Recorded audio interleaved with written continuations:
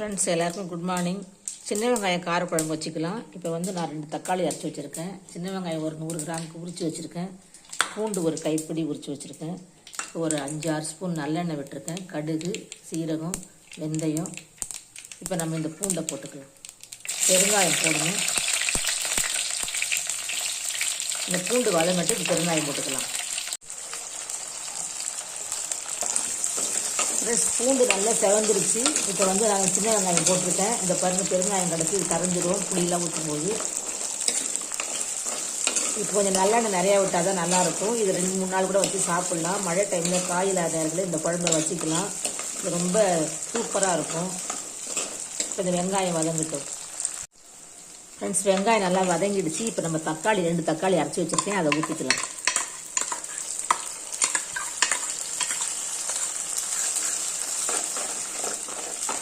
தக்காளி நல்லா ஒரு 5 நிமிஷம் வதங்கட்டும். அதுக்கப்புறம் நம்ம மஞ்சத்தூள், மிளகாத்தூள், குழம்பு மசாலா எல்லாம் போட்டுக்கலாம். இப்போ தக்காளி வதங்கிடுச்சு. நம்ம மஞ்சள் பொடி, மிளகாத்தூள்லாம் போட்டுக்கலாம். நான் ஒரு சின்ன ஸ்பூனால் 1/2 ஸ்பூன் மஞ்சள் தூள், இப்போ வீட்டில் வைக்கிற அரைச்ச குழம்பு மசாலா தூள் வந்து ஒரு 4 ஸ்பூன் போட்டுக்கலாம்.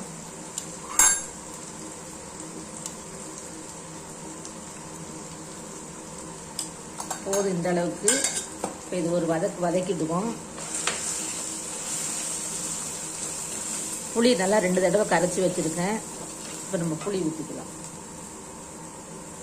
புளி நல்லா கரைச்சிடுங்க. கடைசியில் ஒரு ஸ்பூன் அளவுக்கு தண்ணி இப்படி வச்சுருங்க. கொஞ்சம் மண் மாதிரி இருக்கும். இது வீட்டு புளி தான்.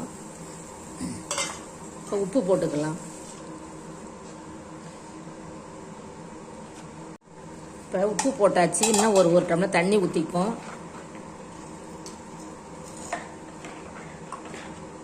நல்லா ஒரு 10 நிமிஷம் மூடி வச்சுப்போம்.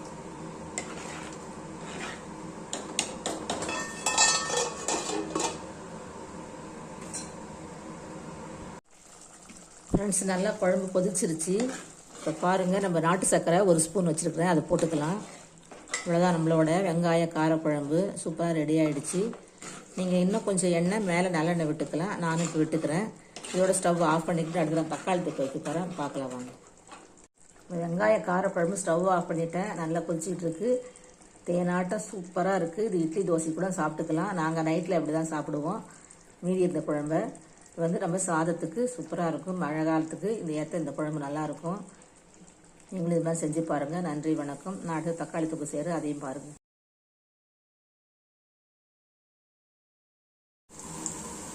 ஃப்ரெண்ட்ஸ், தக்காளி தொக்குக்கு ஒரு 4 ஸ்பூன் எண்ணெய் விட்டு பெரிய வெங்காயம், ஒரு வெங்காயம், ஒரு பச்சை மிளகாய், கருவேப்பிலை போட்டிருக்கேன். கடுகு தாளிச்சிருக்கேன். இப்போ ஒரு 4 தக்காளி அரைச்சி வச்சுருக்கேன், அதையும் ஊற்றிக்கலாம்.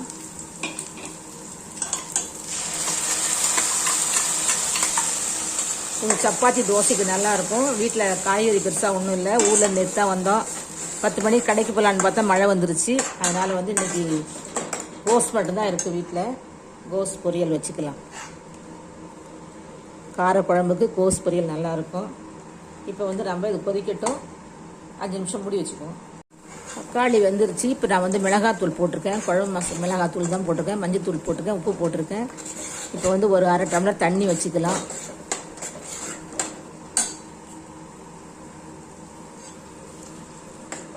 மிக்சியை கழுவி ஊற்றிருக்கேன். இன்னும் ஒரு 1/2 டம்ளர் தண்ணி சேர்த்துக்கலாம்.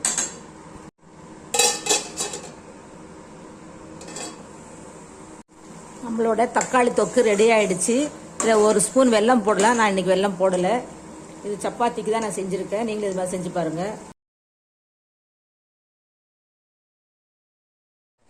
வெங்காய காரக்குழம்புக்கு கோஸ் பொரியல் வச்சுருக்கேன். நல்ல காம்பினேஷன் நல்லாயிருக்கும். நீங்களும் இது மாதிரி செஞ்சு பாருங்கள்.